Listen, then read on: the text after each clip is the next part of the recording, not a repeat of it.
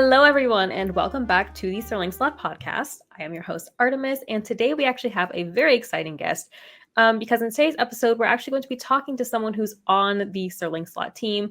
And if you are already familiar with our Facebook group and you're active in the SEO roundtable, then you've already seen him around. So Ryan Stoltz is here to share with us some of the insights that he's collected throughout his decade-plus SEO career. Today, we're going to be diving into what kind of things someone who focuses on the more technical aspects of SEO would need to know. So first of all, Ryan, thank you so much for taking the time to chat today. Yeah, thank you for having me. Awesome. So you've actually been in the SEO game for a while now. I want to know your story. How did you first get started? Did you start off in SEO, or did you kind of mosey on over from another marketing modality or a whole other field altogether? Yeah, it was very much self-taught. So I've always had kind of a curiosity of online marketing. And so, I did marketing in college for a degree, but that didn't really help very much. So it was just kind of after college, I actually started in finance and then realized that wasn't really my field. So just kind of bounced around for a little bit, but knew online marketing in some form or fashion was always pulling me. And so I just kind of started dabbling with, making websites and a blog, and wasn't really gaining a ton of traction. So knew I wanted to kind of find a job that would allow me to practice my skills a little bit, or at least get more insight into the industry.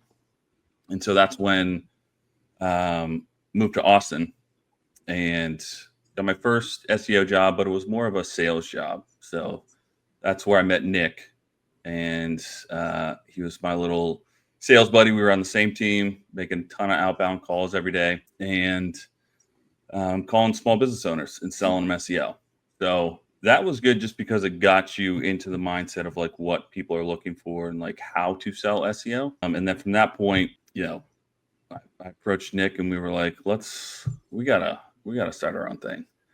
And that's kind of where it all really got going, is when we kind of forged our own path and really took it to the next level. Gotcha. I think that it's really interesting how you say that even though you have your degree in marketing, it wasn't really something that kind of moved the needle for you when it comes to actually doing hands-on applicable work in it. I really want to know more about that. Do you feel like there's anything that you wish you had learned when you were studying, or is it just kind of something that you're glad you did it, but it didn't really give you the skills applicable to what you ended up doing? Yeah.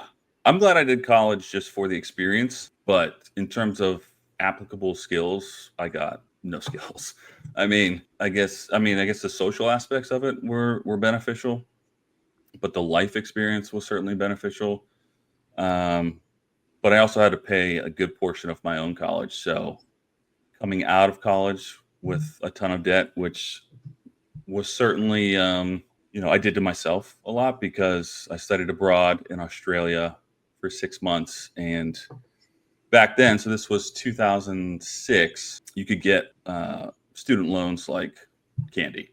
They were just giving them out. Those were the days. Unfortunately, those were the days.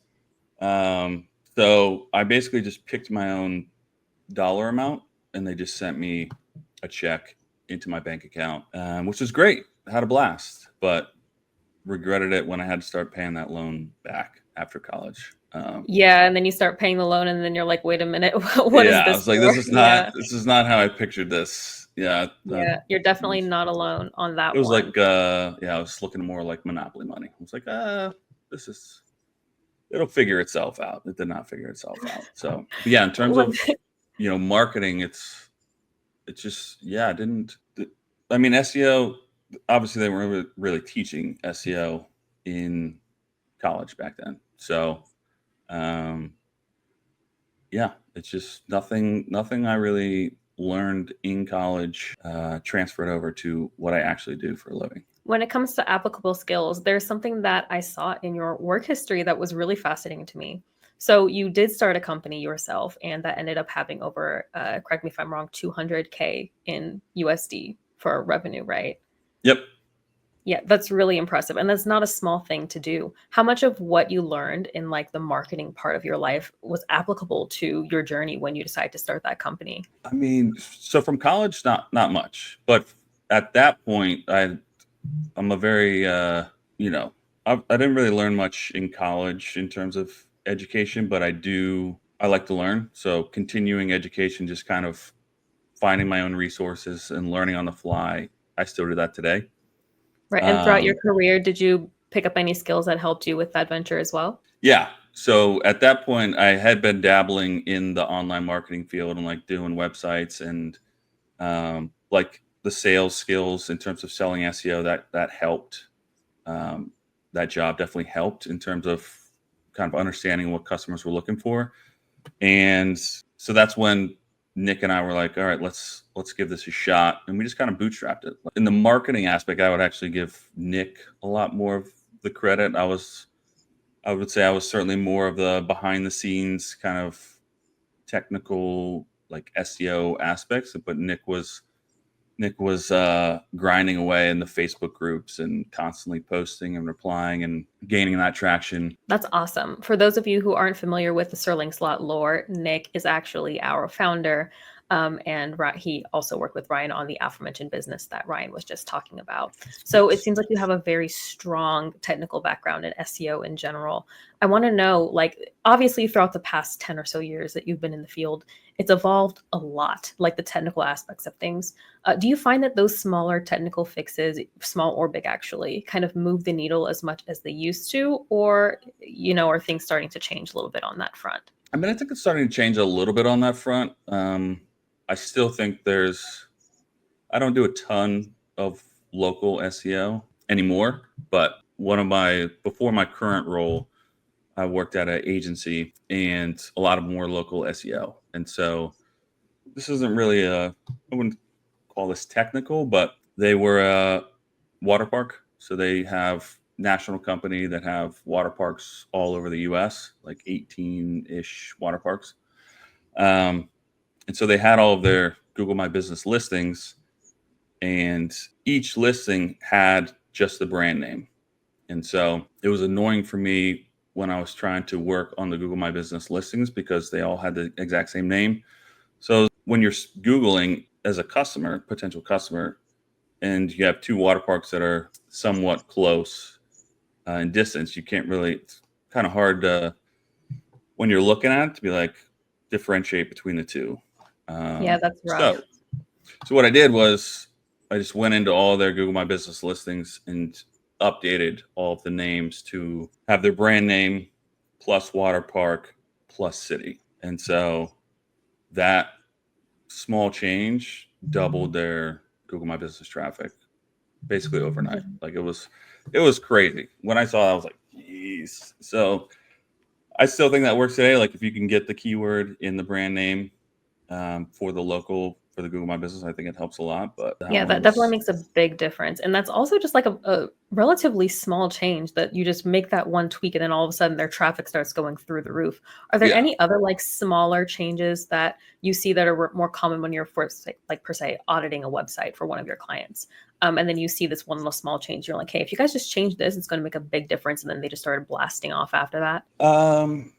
Yeah, I think certainly the headings, right? So I would say, the three main ones would be the URL structure, the title, and the H1 tag. Like a lot of times when you get a client, those are kind of all over the place. Like the URL will just be the H1 of the blog. So it'll be like 10 words long.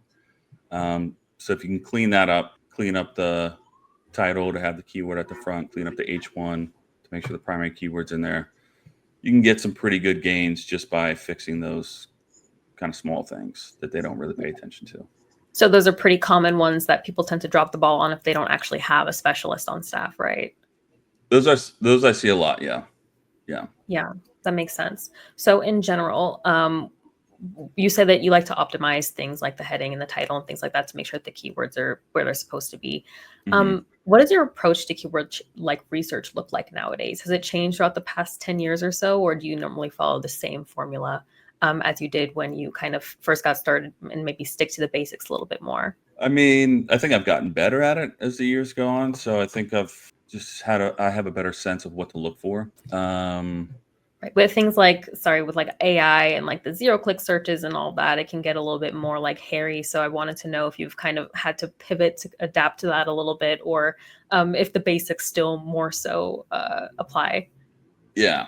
So in my industry right now, I do in-house SEO. The zero click search really isn't that big of an issue. Like what people are searching for, you typically don't have a lot of zero click searches. So that hasn't been a huge problem. But we are starting to focus more on AI overviews and how to get in those, and LLMs and stuff like that. So we have tweaked our outline process and our instructions to writers a little bit, just in terms of we're making sure we have more structure in the blogs themselves, and that so like listicles, lists or tables, or easy kind of snippets that Google can pick out to use as examples. So, for example, if you have a post about quotes, like recognition quotes, in our posts, we would have kind of these long quotes of recognition messages that people could use. But we found that in the AI overviews, they weren't really using the long quotes at all. They were using these, 6 to 10 word quotes that they would pull as examples for the AI overviews. So we had to tweak Oh, the post wow. to have a more bite size and easier for the AI to digest and display. So we haven't made a ton of huge changes, but we are starting to definitely have more bulleted lists. We're making sure we have the exact definition after an H2 heading. So if you have a what is X kind of thing for an H2 heading, we're making sure we answer that right off the bat. And then I don't know if this works yet. It's too early, but we are starting to use citation schema in our posts. So we'll see if that has any effect, but TBD. Yeah, one thing that I do love to ask people who have been in the industry for as long as you have, that seems like, quite a few changes that you've kind of had to adapt to make sure the AI actually catches on to the website and gets the proper information that it's supposed to be pinpointing. Do you think that this is going to kind of continue in that trajectory? Like, I want to know if you have any kind of predictions for the future of search as it applies to people having to adapt their technical or otherwise strategies to the advent of AI kind of moving forward in search. Yeah. I mean, definitely, it's only going to get bigger for sure. So you're definitely going to have to adapt. And I think, one thing I'm doing now that I think is working pretty well is just asking the LLMs what they're looking for. So, for example, like ChatGPT, I was asking for Bing search, right? I was asking, like, what is it looking for? Why is it pulling this result versus this result? And one of the things it noted was how new the post was. So it favors, recency. And so if you can put the year in the title or the H1 tag, that seems to help, at least the examples that I've looked at. So we're starting to do that more. And then, yeah, I mean, I definitely think it's only going to grow. So you have to adapt or die. Yeah. Right. That makes complete sense. So I kind of want to pivot a little bit to, chatting a little bit more about your career. You have a very strong technical background, and a lot of our audience are kind of new in their career path or trying to find their way. And they're starting to pick up more clients in the industry, things like that. So when it comes to explaining technical things to clients, I know from experience that sometimes it can be a little bit of a hurdle trying to get people to understand in somewhat of layman's terms exactly what's going on. So I want to know if you have any advice for our newer SEOs and marketers out there. How do you kind of explain to clients in a way that's more palpable for them the value of the work that you're doing? Like, do you have any specific metrics that you like to run by them? Or do you normally have clients that are just kind of receptive and trust you to do your work? And they're like, you know what, Ryan says this is what we're doing. It's doing great. Go ahead and do your thing. I think after you build up the relationship, they trust you and they just kind of let you do your thing. I think in the beginning, though, they do want to know, like, why are we doing this? So yeah, in terms of metrics, one that let's see, what are the best ones? It would definitely be, you want to show them the outcome. You want to kind of show them what they can expect. So if you can give them estimated gains, like what kind of traffic can they expect by making these changes? And then I've also found if you can tie it to their competitors, that tends to make them listen up a lot more. So if you say, X competitors ranking for these, we're not. If we do these changes, we'll have a lot better chance of ranking in the top 3, taking some of their market share, and it should produce X amount of additional leads, right? So if you can always tie it back to either leads or revenue, or at the very least traffic, it gets them to perk up. And nobody wants to lose to their competitors. So if you can work in their competitors when you're mentioning stuff, then they're usually all for it. Gotcha. That definitely adds up based off of, my experience too in general, when you frame it in a way that they can see that's like tangible results, like, okay, this is going to get you this amount of traffic, this many leads, something that's quantifiable. They tend to be more receptive to that. You mentioned working in quite a few different industries in general. Like, I think you said one of your clients was a water park chain, and then, another different one earlier on. Normally, do you work with like clients in a specific niche, or do you normally just kind of like to get various experience and kind of diversify it? Yeah, it's definitely been diversified. I don't focus on any specific niche. I do think that can be valuable though. That is something I've always wondered. Like, if I just focus on, say, dentists, where would that taken me? But I think the benefit of doing different niches is you get to see what works and what doesn't across those different niches. So for example, like what works for a water park client is going to be different than what works for a shipping container client, or what works for a education client. So that does help. I think if you're starting out and you're looking for experience, I think it's definitely good to, go in the different niches to A, see what you like, and then B, just get that experience of ranking in the different niches and like what it takes and what leads to, driving leads and revenue. And then once you have that experience, then if you want to kind of niche down, you know what to do and what to expect. Gotcha. I think that's awesome advice. Another thing that I think that people will think is awesome advice, especially if they're just starting out. Over the past decade or so, you probably worked with every tool out there, and obviously you have your favorites. I want to know what your go-to tech stack is, like for, the things that you normally use in everyday life when you're trying to do your best job. Yeah, I mean, so my top 3 would be Ahrefs for sure. I use that every day. Classic. Screaming Frog would be next, and then Surfer SEO for content optimization. So those are the 3 that I use on a daily basis. But I am starting to get more into automation and using AI to kind of speed things up. So N8N in terms of building the automations and kind of freeing up time for more important stuff.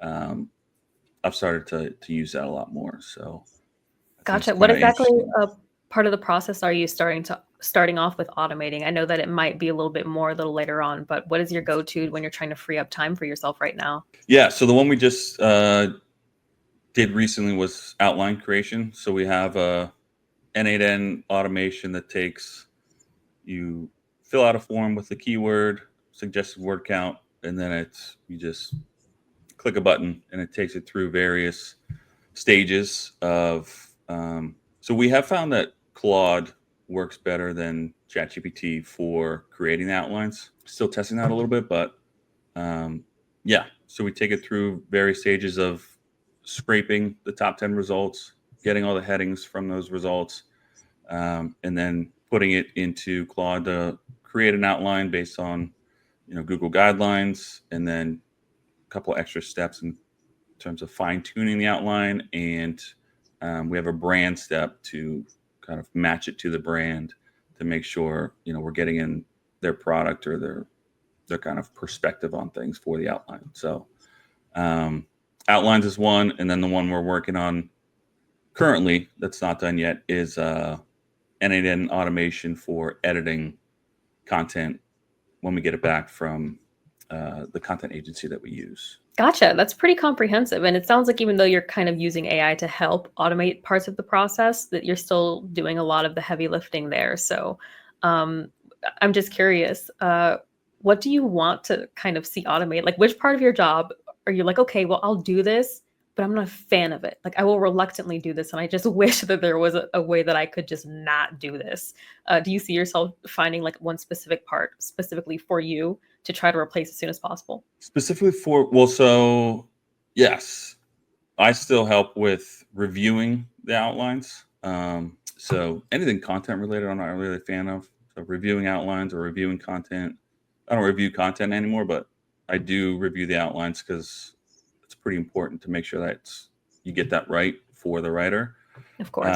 So I am trying to get the automation to a point where the output is good enough to where I can trust that it's going to have a quality outline every time, and I can just remove myself. Gotcha. Well, I am manifesting that for you. Thank you. Thank you.